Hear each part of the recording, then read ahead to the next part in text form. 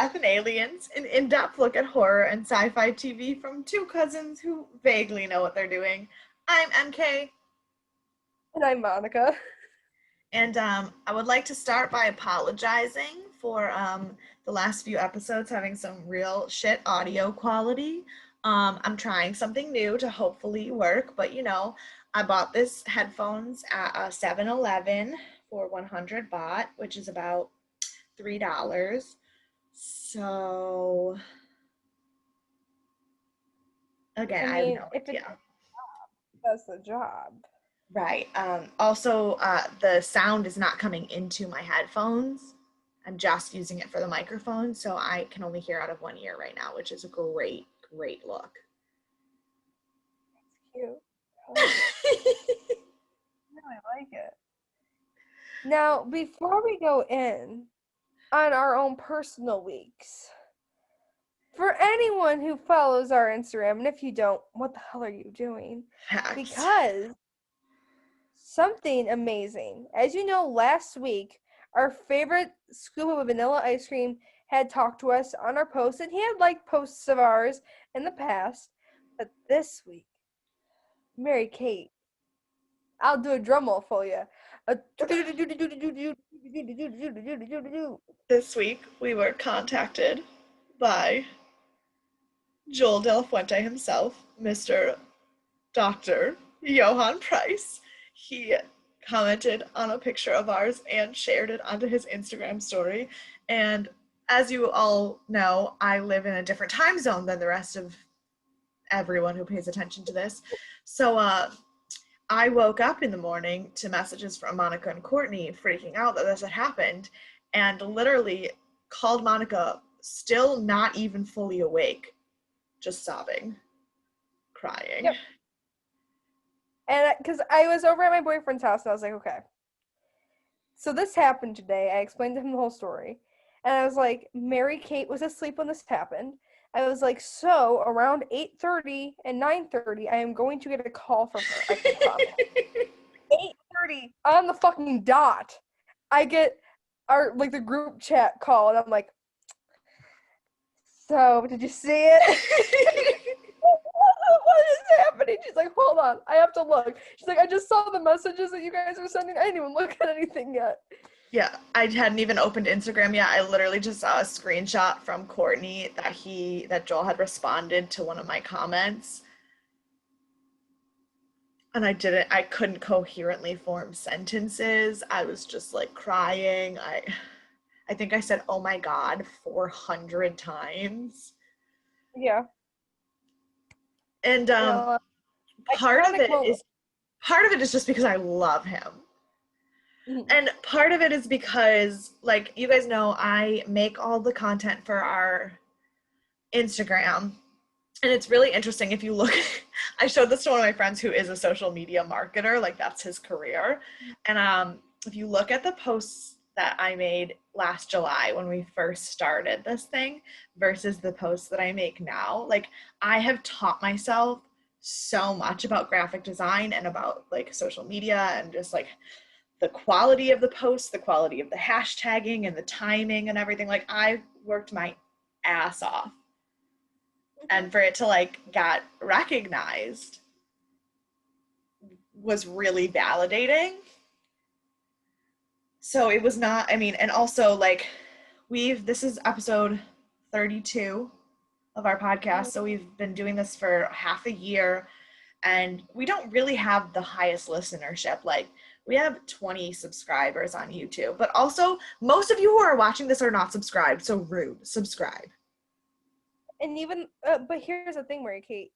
I'm going to shame these MFers right now.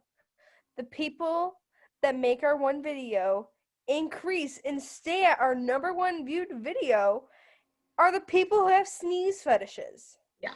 Okay? But the sneeze fetish people only watch that video though. But like our average numbers are not super high, but our percentage of viewers versus subscribers doesn't make sense. Like most of the people watching our videos are not subscribed to us. So like, hi, please subscribe. I know it might seem daunting and hard to want to do right now because of probably the show that we're doing. Like, Right. I'm not going to lie, the show that we're doing right now, there is like a very niche group of people that watch it.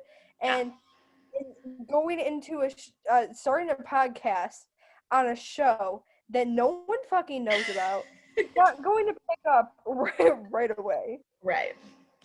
And so, also, like, I was talking to a friend this week about how, like, on average, YouTube channels take about 2 years before they start to actually have traction, and, like, we're getting there. But, it would just be nice. And also, like, I actually, like, had an interesting conversation this week with, so, I listened to the podcast Scrubbing In with Becca Tilley and Tanya Rad, which Becca was on The Bachelor, and Tanya is Ryan Seacrest's co-host on his morning radio show, and they have a podcast.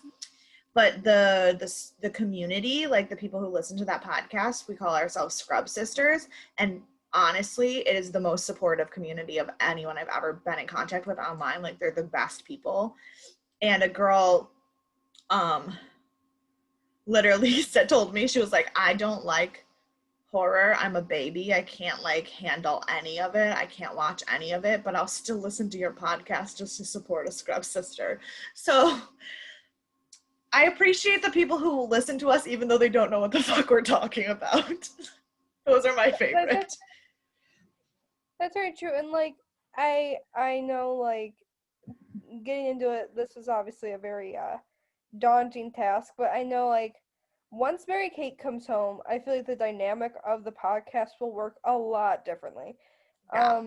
Watching people with very hectic and different backgrounds every week. Well, Mary Kate's is always the same. Mine is very, like, remotely similar, but well, mine's sometimes different when I, like, go on vacation or, like, decide to sit in my living room instead of in my bed, but, like, it's usually still a beige or white wall.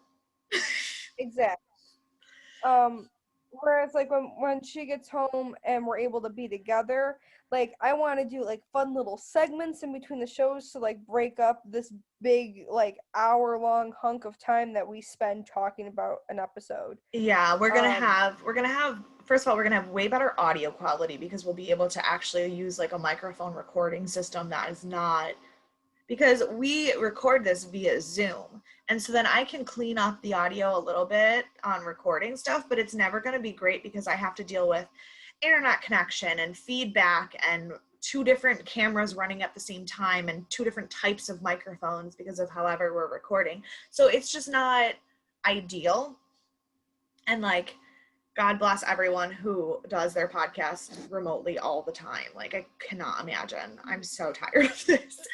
But, like, when we're in the same place and we are filming together, we will have more cohesive, like, background. We'll have better sound equipment. We'll be able to do interesting things that are not just staring at us talking. We'll be able to, like, have fun, like, makeup segments. And because, I mean, the whole point of this podcast started as Monica does special effects makeup and I talk shit out of my ass forever. So we can do more of that. So it's opportunity and timing where it's like we picked the best yet worst time to start a podcast. Best timing in the sense that we both have free time. When we first started, we both had a lot of free time. Yeah, well, basically, I have wanted to do a podcast for years. And I've always said that I wanted to do a podcast, but I didn't have any idea what I wanted to do. And I didn't really know who to do it with because I wasn't about to just do a podcast of me just talking to myself. Yeah. Which, I mean, I could. Lots of people do podcasts by themselves, but it's not really interesting to just talk at people. And then I got this idea and I talked to Monica, and this was in May of 2020. So, like, right at the height of quarantine, pandemic, everybody's world falling apart, needing something to do to make us not want to yeet ourselves out windows. And we were like, perfect. We started recording, got everything set up by July, and it was great, but I live in a different country than she does. Yeah. And, like, the amount of times that, like, either, and especially with time zones, and in that point in quarantine, like, when we first started, I was not easy to work with in the morning, because, like, there, with her having to, like, my 8:30 was her 9:30 at the time. Oh yeah, And at that time we were 11 hours apart, not 12.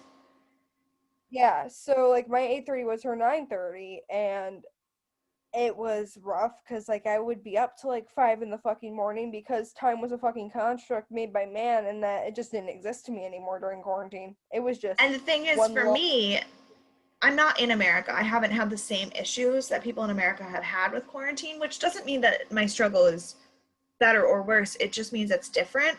And unfortunately, the place that I work, we never closed. Like, we had a few weeks here and there, like the weeks in May when Monica and I first started planning everything, I was off of work. But I still worked 7:30 to 5 every day, 5 days a week. And I teach outside of school as well. So I actually work 6 days a week, and that never stopped for me. So it was hard because Monica was living in this world where time was not a reality, but I still had a very strict time schedule that I needed to work around.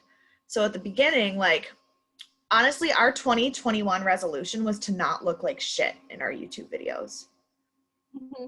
Because some of those videos, thank you guys for still watching them, because we looked like garbage. Oh, yeah. Yeah, like, there were days where I just, like, would roll out of bed in the morning and be like, I'm here. You got me. Here we go. So, But, like, recording at night for me, and, like, now that me and Mary Kate, like, and because now that we're recording on her Sunday, and, like, she isn't going to church right now, and I do nothing on Saturday night because I have one friend, and it's my boyfriend and my friend Casey.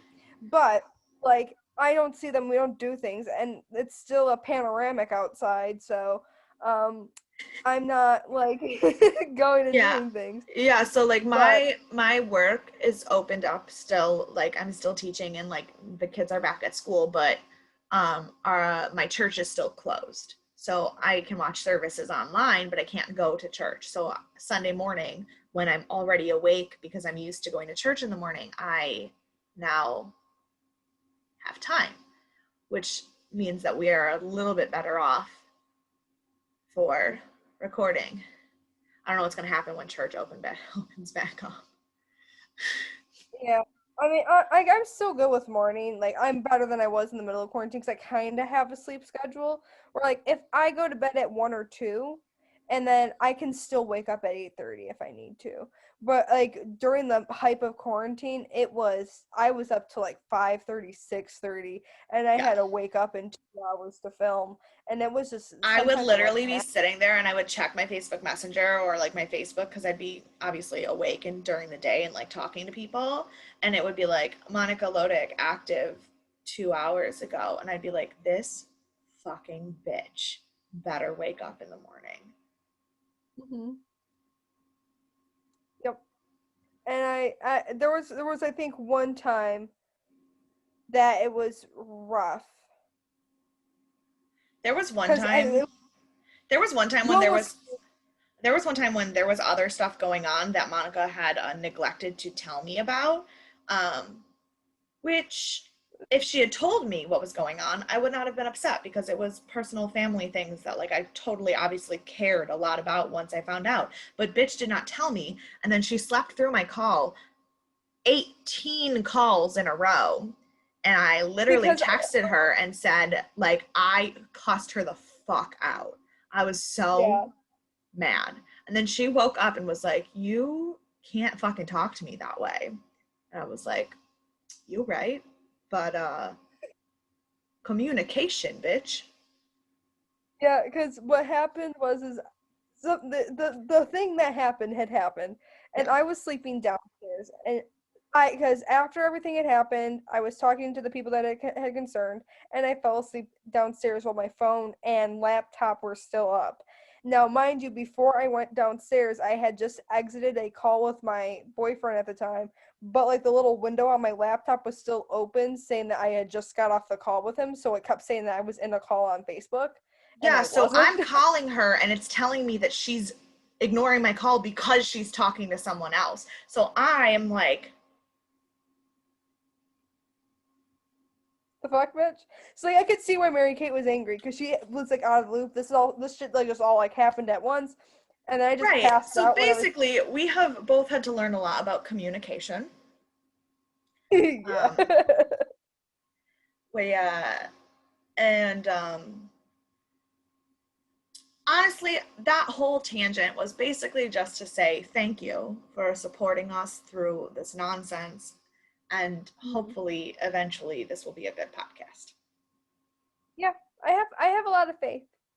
I have a lot of faith in this. It's gonna, and especially, I really want to just say what our special episode is to get people excited, but it's way too early for that. Way too early for that.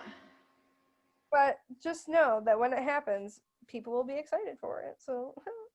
Yeah, so also, just so everyone's aware, I am, obviously we keep talking about when I'm home, I am moving home relatively soon. So there will be a couple weeks where we're going to have some not new content. We will still be posting an episode every week, but there might be some like blooper and or compilation episodes going out just because while traveling, I will not be able to record. So I'm basically going to be like, packing and moving and traveling. I'm not going to be able to record. So basically, I'm going to be taking stuff we already have, editing it ahead of time, and presetting it to go out when it's time to go out so that I don't have to think about it for a few days. Because, like, it's a 26-hour flight for me to come home. Yeah. You're going to be traveling for more than an actual day. So,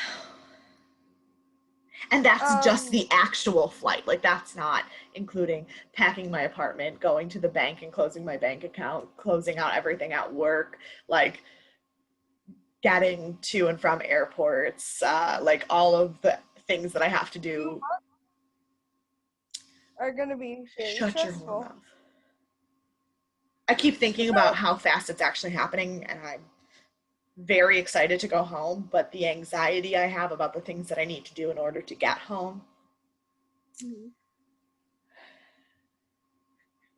But in other news, because when we're filming this is a week of Valentine's Day. It is in fact actually Valentine's Day right now for me.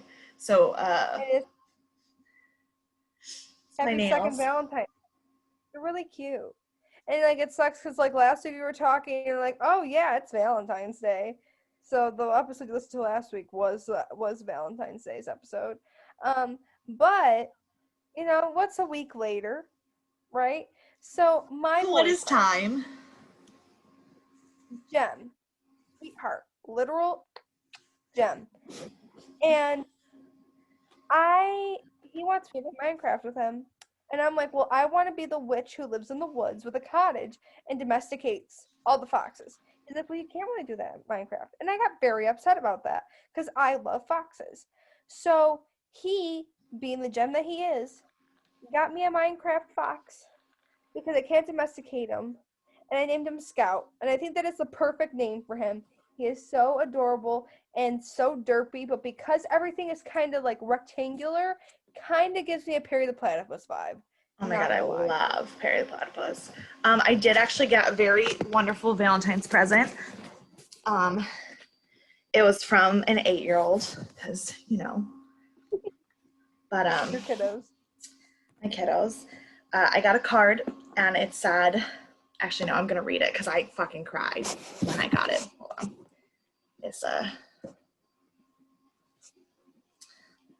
It's in my backpack.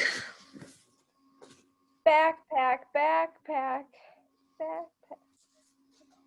I teach my kids that song, and whenever we have homework and it has to go into their backpack, they start singing it. It's very cute. I started a cult. So this card. Children. It's beautiful. Aww. And it says, Happy Valentine's Day to my special teacher, SMK. Happy Valentine's Day greeting for my dear teacher. The way you teach, the care you take, the love you shower makes you the best teacher. Wish you all the happiness and joy this day.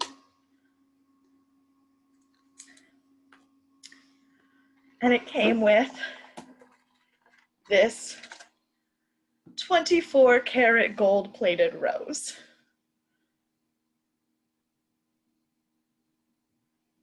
Damn, an 8-year-old's treating you better than any boyfriend Right, ever. this 8-year-old girl is treating me better than any man I have ever met in my life. Did I say 8-year-old boy? No, you just said 8-year-old. Oh, okay. But, wow. Yep. So, whoever's my Valentine's next year has a lot to live up to. Yeah. An 8-year-old just blew your ass out of the water. Good luck, buddy. Yep. You want to know who else needs good luck? These characters in Hemlock Grove this week. I'll tell you that much. That was a kind of segue. No, it was a great segue. I just don't really have any idea what to say about this episode. But you want to know what? When Pryce posted, because this kind of leads into this. When Pryce posted this, he was like, "Hemlock Grove love, there ain't nothing like it," and I was like, if only he knew how we talk about the show, though. If only he knew. The problem is I love him and I love his character. And like I told him, I commented back to him and I told him that like trying to understand his character and pick his brain is the most satisfying part of this podcast. And I think the acting is very well done. I think there is some really great conceptual things happening. Like last week, I was freaking out about how interconnected all of the mythology really truly is and how good they're doing with that. There's just a disconnect between the potential and the result. Yeah. Which is unfortunate. Like, it's like we had said this before in like later in earlier episodes that it was, if we weren't having to sit down and analyze this show the way that we do every week, I don't think we would dislike it as much as we do. I would still find myself questioning why when I got to like the ends of things, but I think I would genuinely enjoy the show because for the most part the dialogue is funny, the mythology is really interesting. They've got the most attractive actors. They really do. It's just that when anytime you take anything and do this to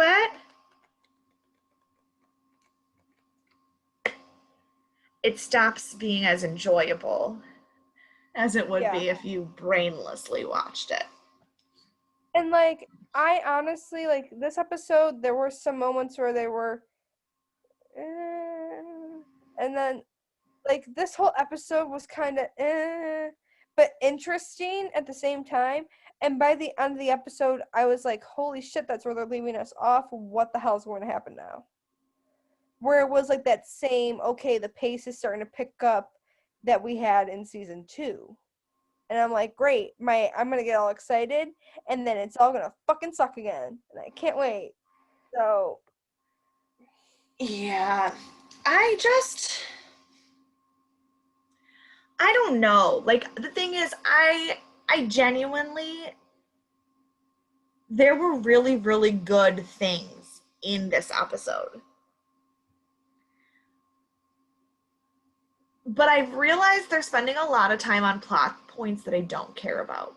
But like I was saying, it was it was like I want to see that they're putting these plot points in for a greater purpose and focusing in on these things because it's all going to make sense. But because of their track record, I know it won't.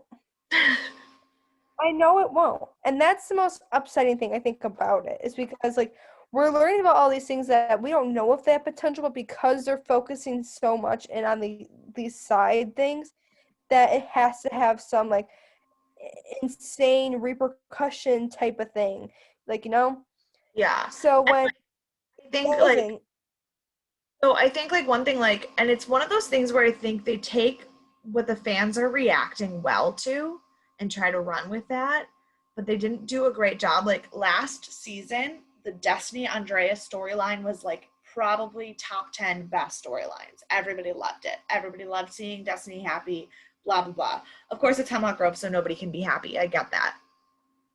But this season, they were like, okay, fans were reacting really, really well to Destiny and Andreas, so we're going to make Andreas a bigger character and give us some conflict. Only I don't care about any of it. yeah. Because at the end of the day, it's gonna make a like it's giving me the vibes where the testicle drug guy Yeah, was in like season. it's just there for extra It's there and conflict. yeah, exactly. When there's already enough conflict going on, and mind you, this is episode 4, and after I think Peter and Roman talked for like 5 minutes in last week's episode, they have not been integral together like they should be right Yeah, and now. I think like season 1 was very much about Peter. Yes. And Roman then as the season developed, Roman became a more important character. And I think that makes sense. And I do think Roman's character is more compelling, truthfully. And I think him being the main character makes more sense because really Olivia's kind of the main character.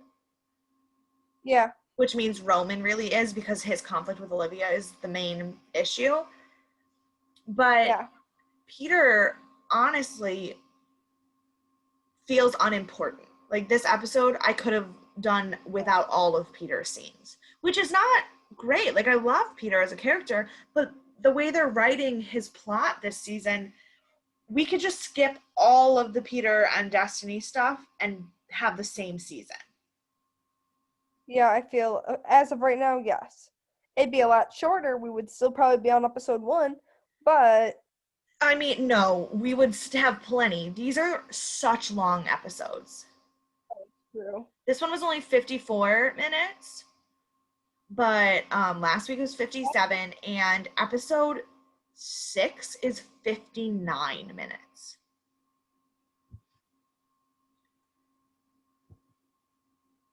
Great. I should Yeah. have smacked my head and off the head with a brush. That kind of hurted. So this episode is episode 4, season 3. It is called Every Beast, which I did not understand. No, it didn't. Came out on October 23rd, 2015. It was rated 7.8 stars, which is the highest so far this season, which I do not think it deserved. True. It was directed by Mark Jobst, who prior to directing was a theater director and actor. He directed he's British and directed a bunch of stuff like EastEnders and Casualty and Upstairs Downstairs, which are very British dramas. But he also directed a little bit of Hannibal. And then since Hemlock Grove, he's gone on to direct The Punisher, Runaways, Luke Cage, Daredevil, Black Sails, and The Witcher. So like great director. But I do think that Hemlock Grove was kind of his trial run. It was him getting his feet wet, and then he has gone on to be a great director since then, but I wouldn't say this was his best work. Yeah, that's fair. And then it was written by Evan Dunsky, who wrote episodes 1 and 6 in season 2, which might have been 2 of our least favorite episodes of season 2. Like episode 6 was the one we said we could have just skipped altogether. Yes. So great. Our blurb says, Peter makes a bold move to head off a war between the Gypsies and the Croatian mob. After an antagonizing detox, Pryce delivers disturbing news. And that's all I have to say on that one, which, once again, they're not wrong, and honestly, it's not a terrible blurb. Except for what character was in this episode the most? Roman and Annie. Roman and Annie, who are not in the blurb at all. True. So, not the worst blurb, but still slightly confusing. All right. Yawned. So the episode starts with Destiny and Andreas in bed getting ready. Andreas is getting ready to go to his bachelor party. And Destiny has got to be like the chillest fiance ever. Mm-hmm. She 100% is. She said, you can have a stripper, but no hookers. I was like, okay. She's like, strippers are cool, hookers are not. And then he's basically saying like he didn't want to go to the bachelor party at all. And she's like, bitch, why? Go. Mm-hmm. And then I realized that Andreas was pretending to have a bachelor party to pull off the heist. And I immediately got angry. Yep. And I wrote, not cool, bro. Not at all. Like, this is like his attitude in the following scenes where they're talking about this. Like, he does love Destiny, and that sweetheart that we had seen in season 2. Like, we are finally getting to know who Andreas is as a person deep down. And it kind of really sucks because he has such a good character towards Destiny, but he does some really shitty things, which it would be interesting for them to write a character like that if, like, they still showed that he was a sweet and caring person, but he was just mixed up in some bad apples, because I genuinely think that's what it was. I thought that's what it was, too, until this episode. And I think Peter did as well. Like, I think Peter also was just like, you were raised as part of this culture, didn't have somebody like my mom who was there to show you that there was a different way of doing things. Because, like, Linda, obviously, she ran some scams. She did her shit. Duh, she got arrested. But she was a good person, and she gave Peter and Destiny a moral compass that I don't know that everyone in their extended family had. Yes. So there was this sense that, like, the whole once a gypsy, always a gypsy kind of thing, and that, like, this is just how they lived, and like, Peter just really wanted him to go straight until you find out what happened, like, until this episode when we find out the truth. Really what went down. And which is very, very upsetting. Yeah. So then we have the credits, and then after the credits, we go to our boy, Johan Pryce, and he, my note says, oh, Johan is still on the crazy train, I see.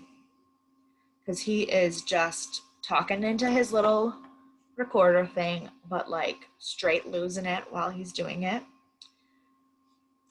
Yeah, like, he's talking in some, like, weird, not weird voice, but he'd be like, yeah. It was like, you good? He's like, Dr. Spear said, comma. And I'm like, okay. The way he said comma, he was like, comma. And I'm he was straight losing it. But the one interesting thing we do find out from his little speech is that Spivak's species is amphibious, not reptilian. Which I'm like, great. It is a stingray frog. Sea serpent. A sea serpent. I mean, because snakes are reptiles, but a sea serpent would be more amphibious because they have to live in water. He's a frog. But you know, Jormungandr, the sea serpent. We just learned about this last week. I know, but I just like to picture his like weird like not tentacles. That's not what that was. His weird like stingray body, but like doing the hello my baby, hello my darling, hello like that.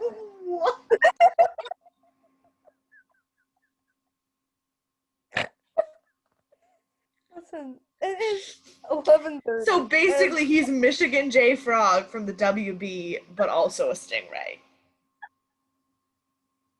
Honestly, yeah. Am I wrong? Where's the lie? Nowhere. And then some quarantine containment thing goes off, and Pryce gets stuck in the little pod that he is in without his drugs. Big oof. And we thought Pryce was crazy on the drugs. Oh no. Oh no, no, no, no, no. That's from an Aerosmith song. I was just about to say that. Did I send you that TikTok? Yes, I did.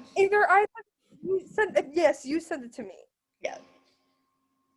Yeah, fun fact, the Oh No from TikTok is actually an Aerosmith song sped up to 1.5. You're welcome. The more you know. Oh my God, sorry. You just said you're welcome, and it reminded me of what the drama of my life this week has been. Because we talked about Pryce and Valentine's Day, but we didn't actually say anything about our weeks, which is fine. We don't need to go into it, except that we realized that everyone in my office has some weird catchphrase, one thing that they just say all the time and didn't realize that they say all the time. And apparently mine is, you're welcome. But like, they make fun of how I say it. Like, I just say it really enthusiastically all the time. Like, I'm like, oh, you're welcome.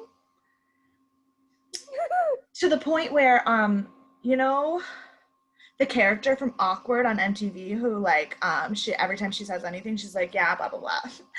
You're welcome. Yeah. They were watching compilation videos of that. Just her saying you're welcome. And being like, this is you. Oh my God. So when the way you just said you're welcome reminded me of the fact that now I cannot say you're welcome without thinking of that ever again. That's fantastic. Anyway. Also, I got a family pack of Chips Ahoy White Fudge Chocolate Chunky Chips at cookies. And I shall eat these while I'm half awake at 4 a.m. Just thought everyone should know. I'm getting so tired. Okay. Then we go to a scene with Peter and Andreas, and they're at the like clubhouse, and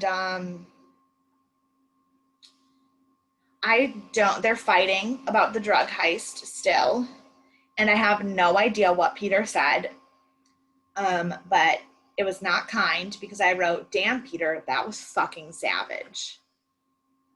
Yeah. Oh, I do remember what he said that was fucking savage. Sorry, I just thought of it. So he's talking about how all of this is going to go south and everything's going to go bad, and he's like, what happened to buying an ice cream truck? And like Andres is like, still going to do that, and he's like, yeah, blah blah blah, like you're going to get basically like you're going to get killed doing all this. And then he goes, he said, so you're going to leave my cousin like high and dry, make sure to knock her up so that her kid never knows its father. And I was like, damn.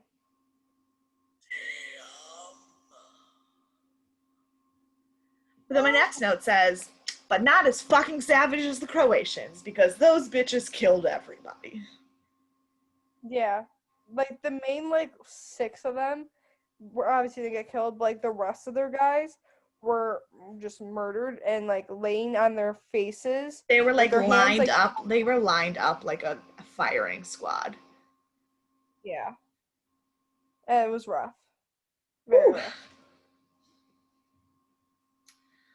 Then the next scene is Annie and Roman, and they're leaving the whole zombie shit show, and Roman's distraught, and he says, everything that I told you about Letha last night, you can't tell anyone. Like, Peter can never find out. He would never understand. And Annie says, I'm very good at keeping secrets. And I wrote, oh, are you? Because, fun fact, about 3 days before I watched this episode, I was looking for pictures to put on the Instagram. And I clicked on Annie's bio on the Hemlock Wiki. And where it says family, it said Olivia Godfrey, mother. And I said, sorry, what? So then I continued to read. And I texted Monica. And I said, I just spoiled something for myself. And she said, it's fine, tell me. And I said, remember that gypsy baby that in season 1 I thought had something to do with Linda and Peter? I knew the gypsy baby was going to come back. I just didn't realize how. Fun fact, that gypsy baby is Annie. And I'm fully convinced that she knows that Roman's her brother.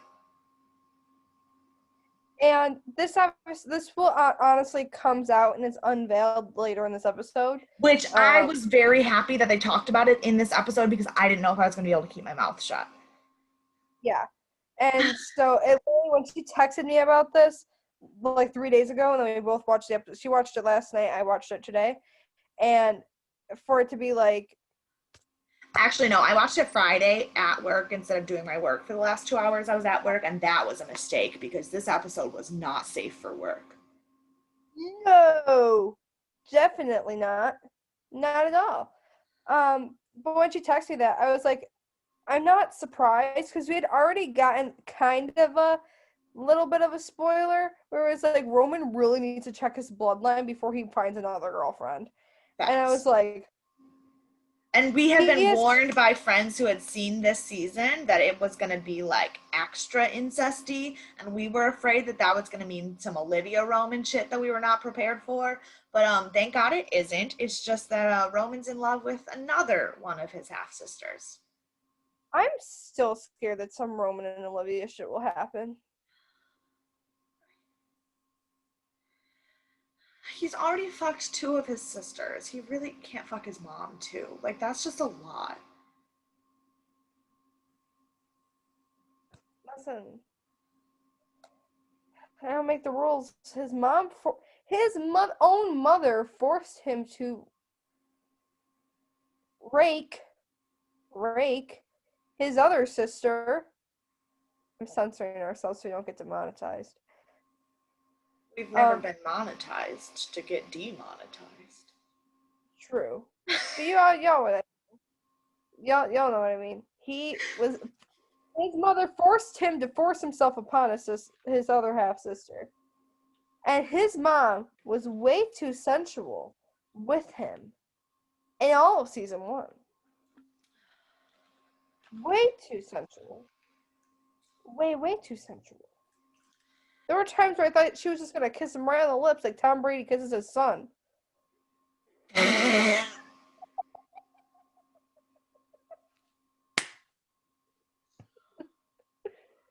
am on a roll tonight.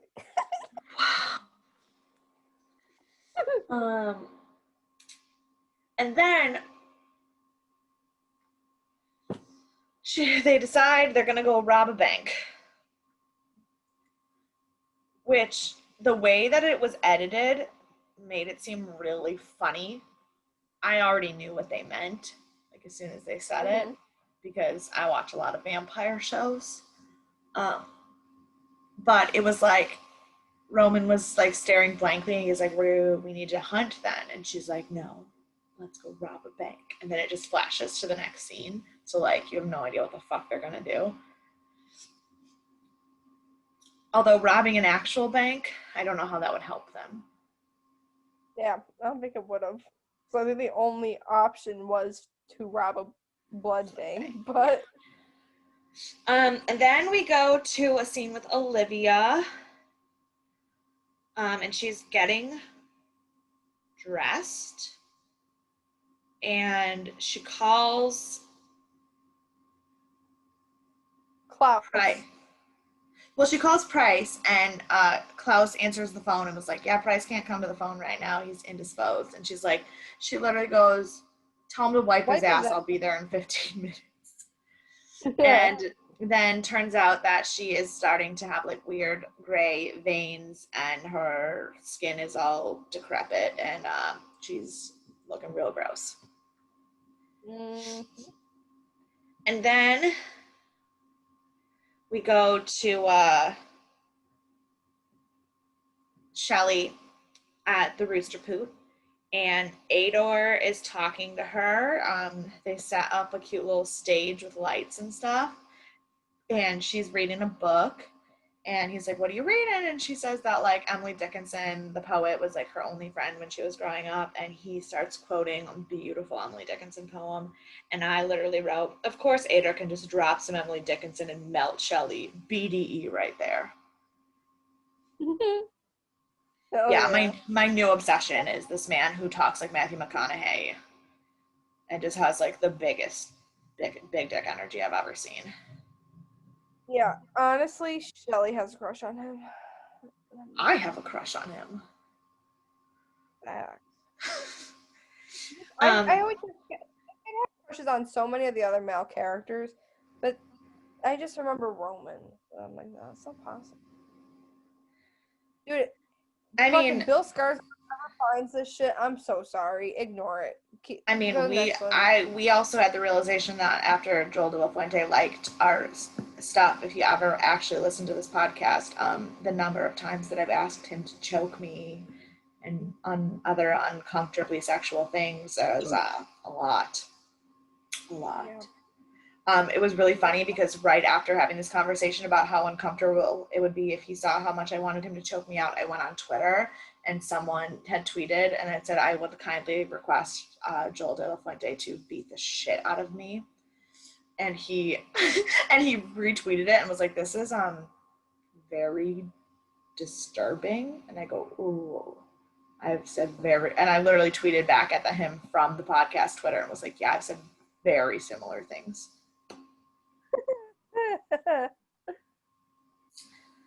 So as Shelley's there at the Rooster Poot, this guy comes up to her and he's saying all this like horrible shit about how he believes that she's a murderer and like she's the ugliest thing he's ever seen and like she must have had some real fucked up karma in a past life to look like that. And then my favorite thing was because he was like, just admit that you killed her or killed him, and she's like, yeah, I kill everything. I kill dogs, animals, cats, all this shit. And she's like, and people. She's like, kill. It's my natural calling. She's like, and you want to know what? I would remember that. She's like, because this, and she was pointing to like her big eye. She's like, this never closes. So I'll always be watching you, and remember that when you go to sleep tonight. And I was like, Shelley said, fuck you, dude. I was like, Shelley done snapped. And then like Target Matthew McConaughey sitting over on the sidelines. He's just like, good job, kid. He's literally a Target Matthew McConaughey because he's not quite Matthew McConaughey. He's not as bad to be a Walmart or a Dollar Tree version Matthew McConaughey. He's like his Target. If like Matthew McConaughey was Saks Fifth Avenue, he'd be the Saks off Fifth Avenue. Yes.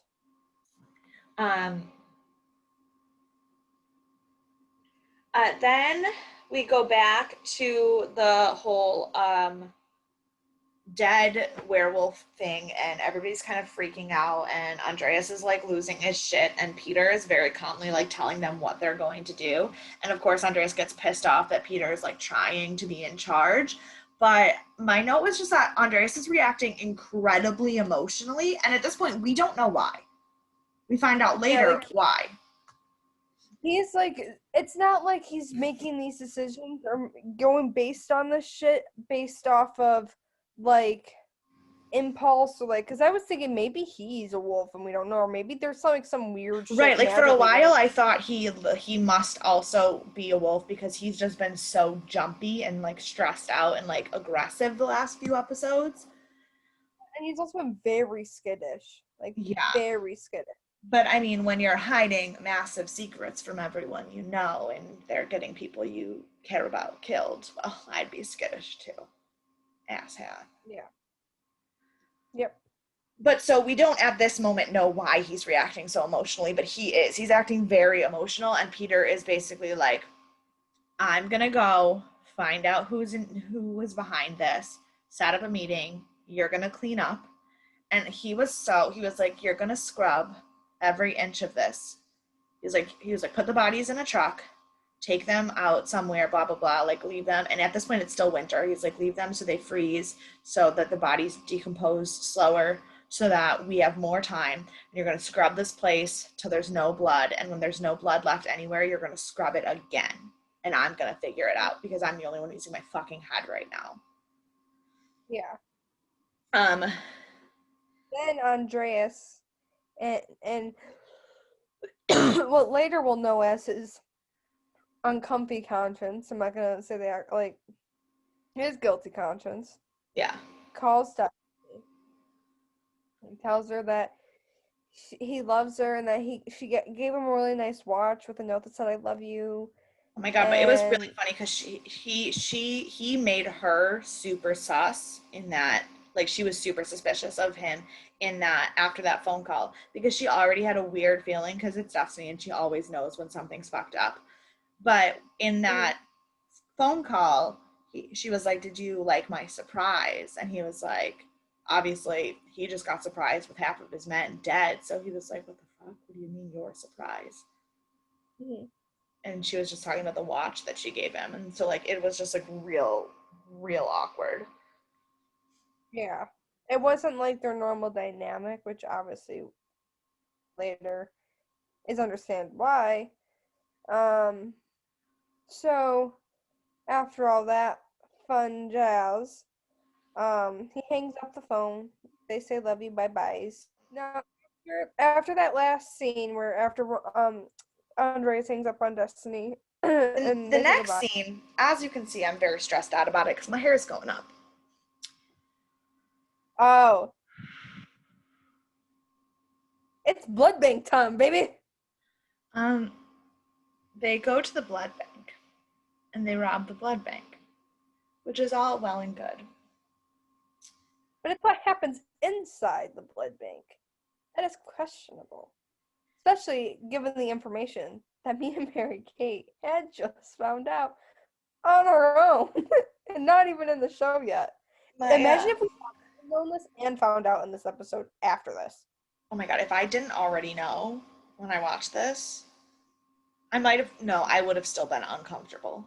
I might have been less uncomfortable, but I still would have been uncomfortable. My note says I'm uncomfy with this sexual blood orgy because they I'm not super, I mean, obviously they're related and that's weird, but I wouldn't have been super uncomfortable with them feeding and then fucking. Yes, It was the whole like pouring blood all over each other and like dancing in blood and like licking it off of each other and like. And mind you, while this is happening, like they didn't take these blood bags and do this in the privacy of their home. They're doing it in the blood bank where anyone could walk in. And on top of that, the fact that he is inserting himself inside of her while there's like already blood like on their front and back parts because all the blood's hanging from the ceiling. I'm like, bro, if y'all were humans, you would have contracted something. So like, stop that right now. no, and then like, but like literally when he started like licking the blood off of her titties, I was like, ooh, and like obviously if it wasn't weird, Annie would wear the pants in the relationship.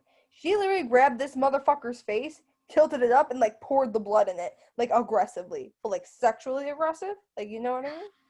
But then he lifted her up and like threw her on a table.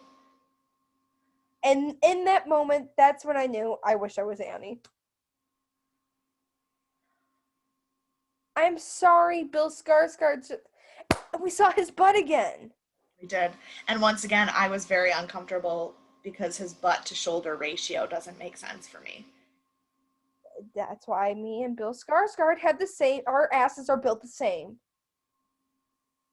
We built the same, bro. We have tall asses, and it's not wide. Tall, not wide. And we have the fucking ham hocks for a wide ass, but we don't have the wide ass for the ham hocks. Yeah. And it's not fair. I am that luckily built human being where my hip and ass to waist, like, Sir Mix-a-Lot wrote a song about me because there's literally a 10-inch difference between my waistline and my ass line. And me, it's like my hips are really thick.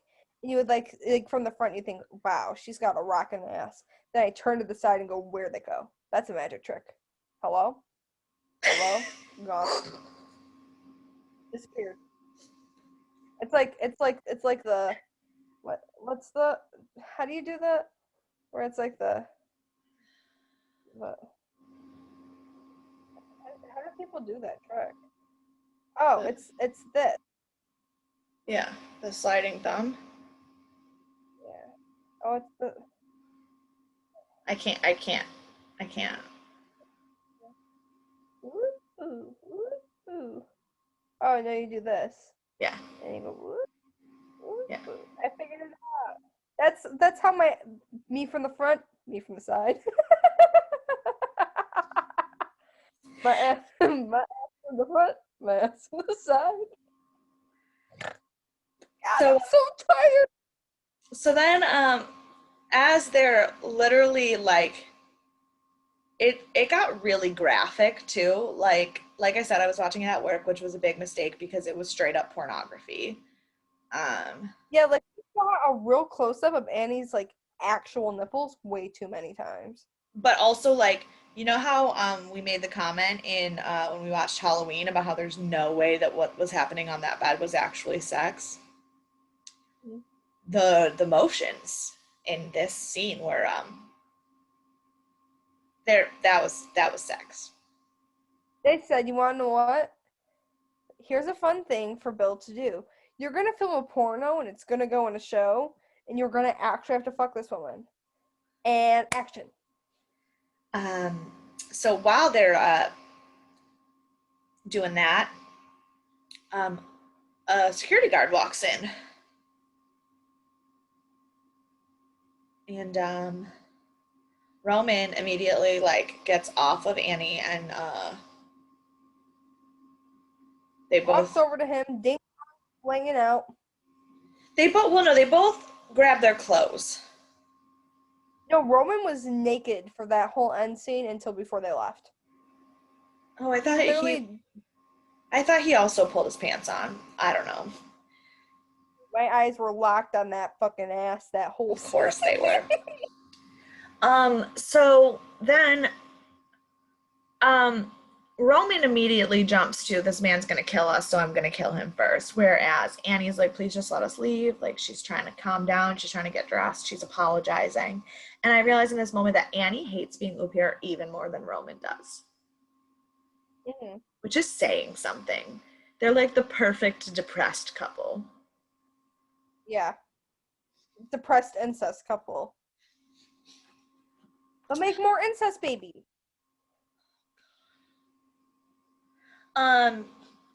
So then we go to Peter finding the tongue and wanting to know how, like, why he double crossed them, which he he did in fact call that happening. So that but basically that scene was really dumb. It was just Peter attacking this guy, and the guy was like, listen. He was there like, I don't know anything. He's like, well, that's and the leader of the Croats. And he was like, I don't have any authority. I don't have any power. I can't do it. He's like, I don't care. Make it happen. Yeah, find And me who I then need to talk to. As he has his fingernail up to his eye,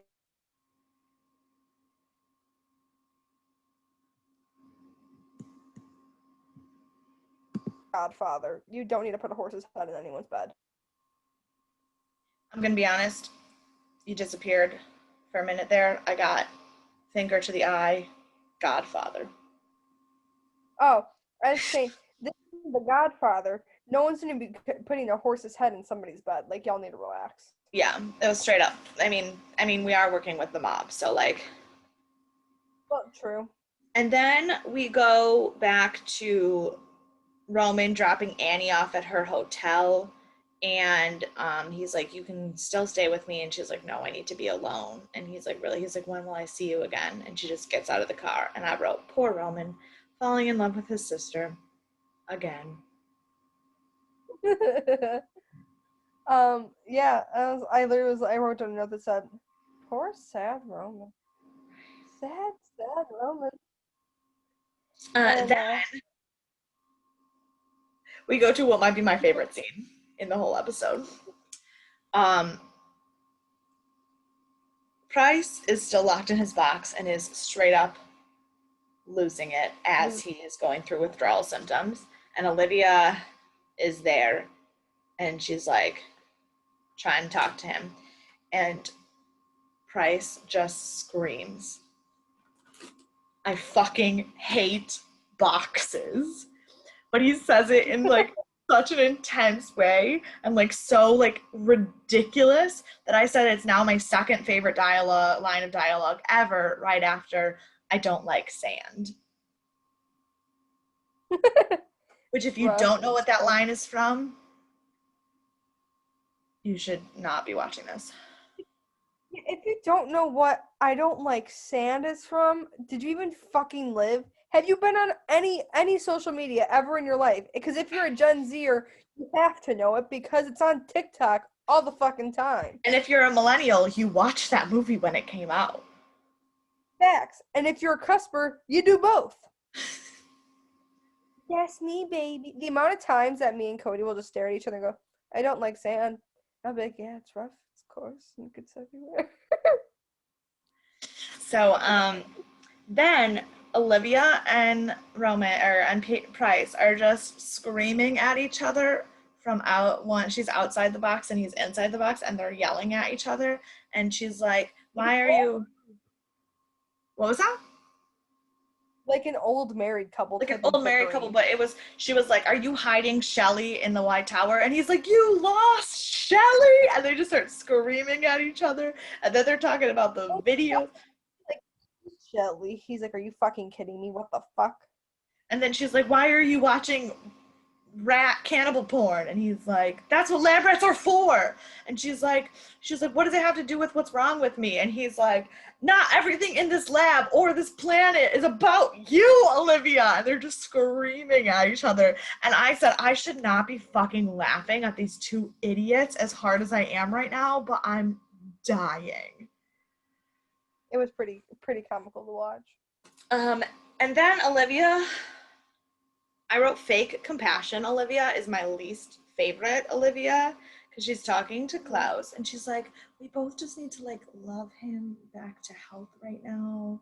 He's going through some things that we need to be there for him. And like, it's so smart of you to lock him in this cage to like withdraw, like get him through withdrawal.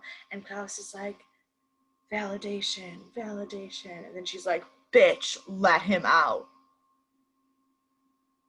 Yeah, because then she was like, if you don't, I will make sure that you're fired and he will know of this little stunt of yours. And I was like, damn, Olivia. She's like, your career and your reputation will never survive this if you don't listen to me. But then her phone rings and it is Isaac. And he's like, yo, Shelley came home, but she's robbing your house. Yepers. I need to take my lashes off because this side looks like it's half closed and I look like I'm having a stroke. Oh, cool. So Olivia leaves to go deal with the Shelley situation, which means Pryce is still locked in a box. Then we go to a scene where Annie is crying in the shower and taking a bullet out of her arm, and it's very sad.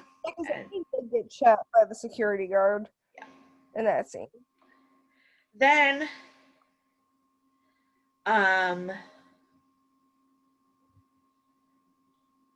we go back to Destiny, and she's watching a wedding show and getting really frustrated and turns it off, and then there's a knock on a door, and she immediately gets terrified because, like, intuition, shit's not going right. She knows something's up. But then it's just her friends for her bachelorette party, and I was like, I didn't know Destiny had friends. Yeah, me neither. So that was weird. Then we go back. Oh, we skipped a scene somewhere in there that I didn't write any notes about. Where Peter is basically cut off by some dudes in the Croatian mob, and they give him an iPad with some secret information on it, and we don't get to see what it is. All they say is it starts and it ends here, and they like drop it and then leave it and they leave. Yeah. And so then we go back to Peter and the other guys, and he's basically like, this is what the plan's going to be. And they're like, we have a plan. We're going to kill everybody. And he's like, no, this is how we're going to do it. We're going to go for Milan's head, like blah, blah, blah. But he's clearly knows something that he isn't telling Andreas, which we now know. But at that moment, I was like, I don't know what Peter knows, but it's not good. Yeah. Then we go back to Olivia and Isaac, and Olivia's like walking around the house figuring out that like everybody, or that Shelley stole literally everything from them and like robbed her blind. And she's like complaining, and she's like, Shelley doesn't know anything about the world. And I literally wrote, and whose fucking fault is that?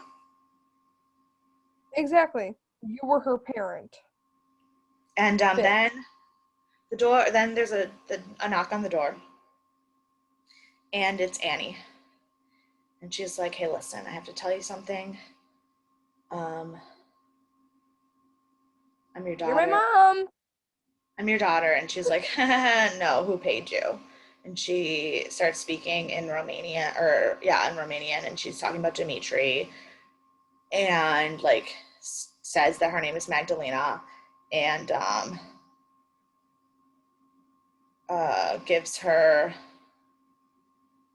gives Olivia her phone number, and it's like, whenever you're ready to talk, I'm here.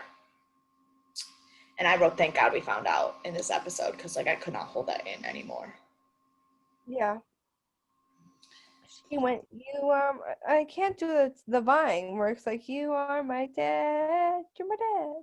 Woogie, woogie, woogie.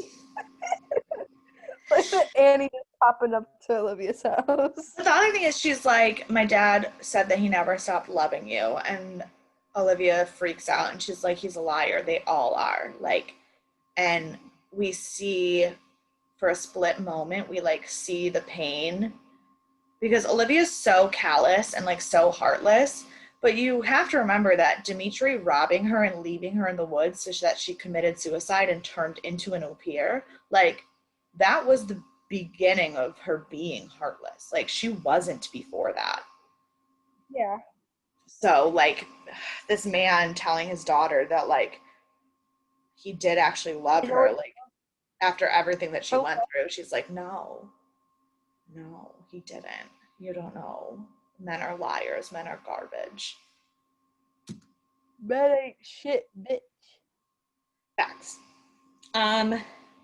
Then we go back to the Rooster Poot, where all of the new lights and stuff that Shelley stole have been added to the stage to make it beautiful. And Ader is playing a song on his guitar, and then he gets off stage and he's like, it's your turn. Like, you should go up there. You should share something. And Shelley's like, that is the most terrifying thing in the world.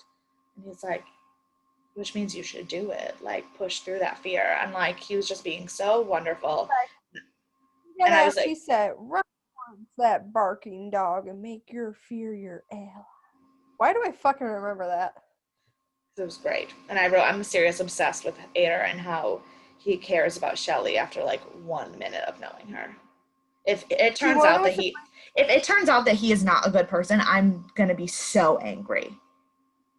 Same. You want to also gonna make me angry? that Shelley's gonna start to devolve into like an actual crush and like fall in love with this person, and he's just gonna look at her like a daughter or something, and that's gonna break my heart.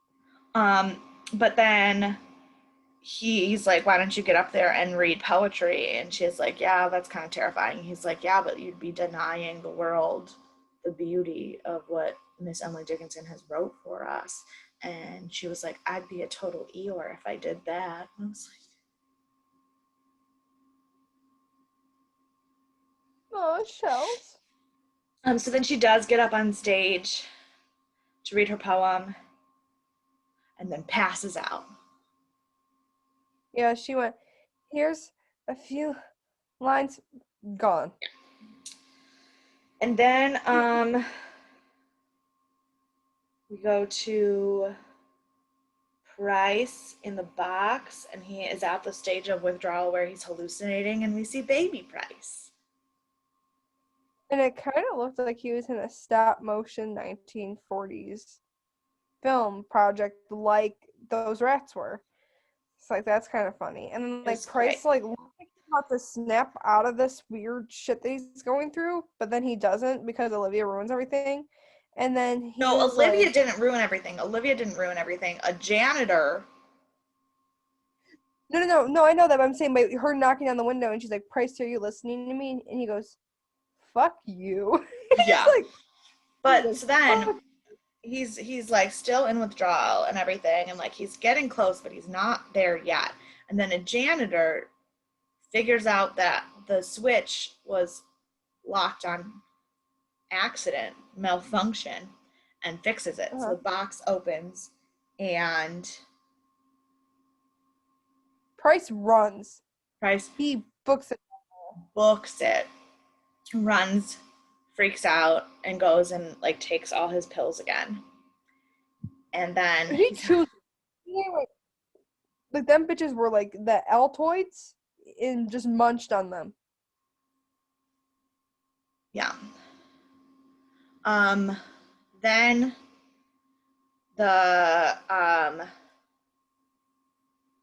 he has a conversation with Olivia where it is confirmed that Olivia does have the weird Upir virus tumor. And Pryce is telling us all the information we need, but also doing it in the most callous and obnoxious and like drugged out way.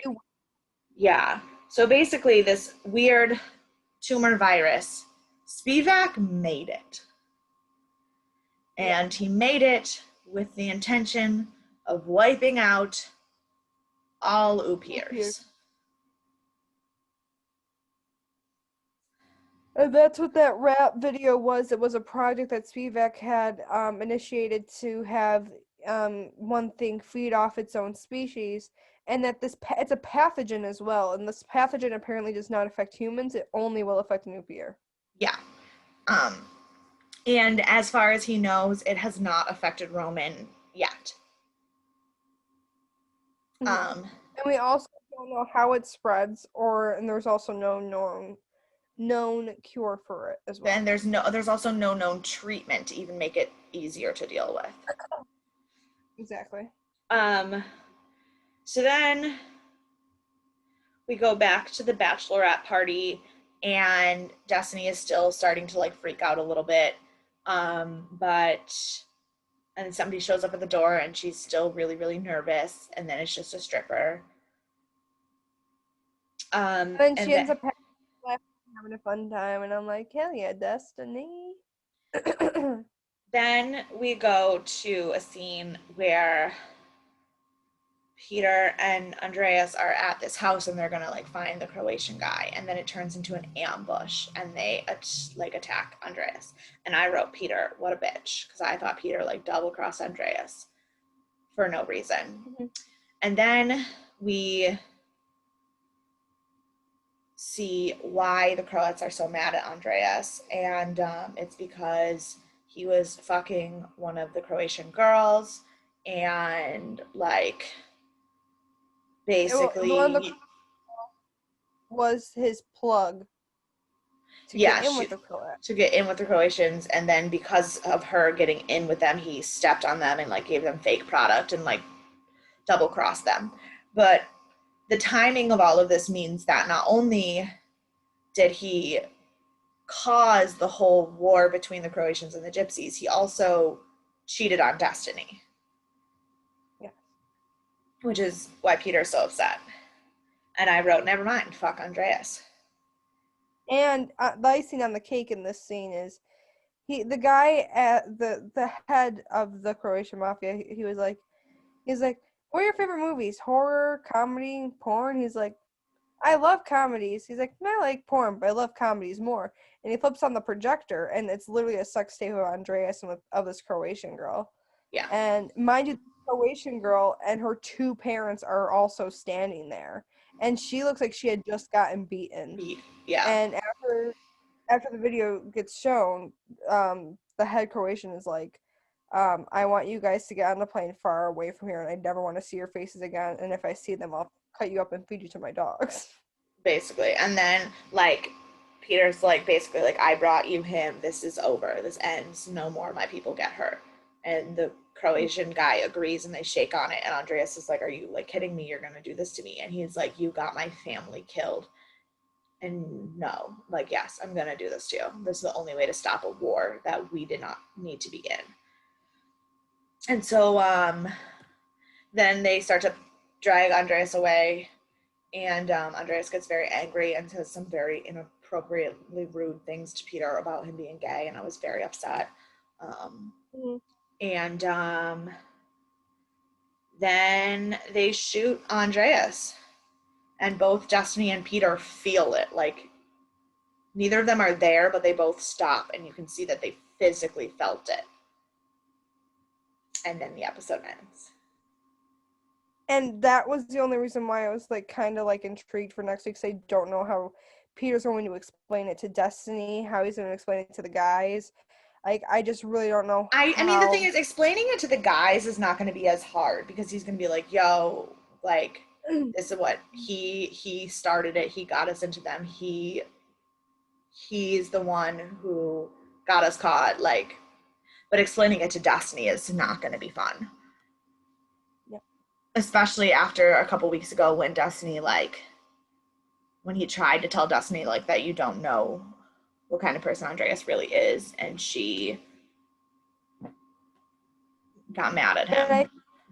I think she would believe him, because I think the feeling she had been having since she tried to do that spiritual reach out thing that she was doing, and it got cut short because of Andreas, I think she had a feeling that something wasn't finished with that yet. I think she does have a feeling, but that doesn't mean that she's going to forgive Peter.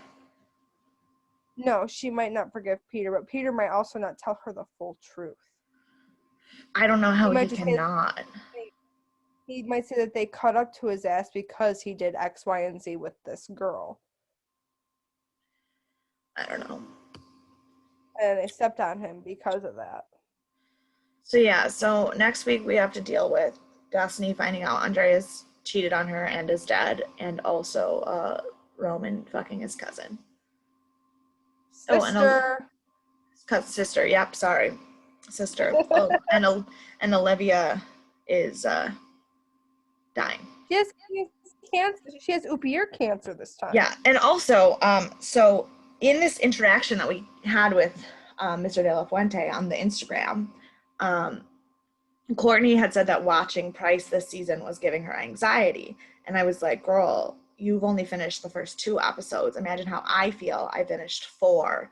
And he said, just wait. So the man himself declared that he only gets fucking crazier. Perfect. Great. Wonderful. Cool. I think we both can agree that we're punching Andreas in the face for what he did to Destiny this episode. Hell yeah. No question. No ifs, ands, or buts. Saving grace, the guy with Shelley. What's his name? Ador. Off-market Matthew McConaughey. I feel like these are becoming easier and easier every fucking week. I know. It's like there's really only one good person in the show. Shelley. Yeah. Everybody else sucks. Well, I will also give a nice shout out to Klaus for attempting to try and better Pryce. attempting to fix it in a Pryce. soft way that I thought he was trying to kill him and not help him. I don't know why. Oh no, I think His actions at first. I was like bullshit. He didn't. I thought he was gonna do like, oh yeah, you bang containment breach, blah blah, and then I thought he was gonna try and go like bang bang bang and like shoot him or some shit and then kill him no, because he was just trying to get him clean, man. Damn. So if you were just as disappointed as we were in this week's episode, be sure to leave a comment below and let us know how you felt, or leave us any notifications, any messages on Death and Aliens on Instagram or Twitter, which is at Death and Aliens, or at the Gmail, which is deathandaliens@gmail.com. And you can follow me on Instagram and Twitter at EMKAY_superstar. And I would also like to apologize for the technical difficulties we've been having this week. If you follow me on Twitter, you'll see that I've been having a war with my internet company all week. And if you want to give me a follow on Instagram, I'm at monica.lynn_, and on Twitter at mon_lynn_. Even though I rarely use Twitter, Instagram is probably the place to go. All right. But that's all for this week. We will see you next week. Bye.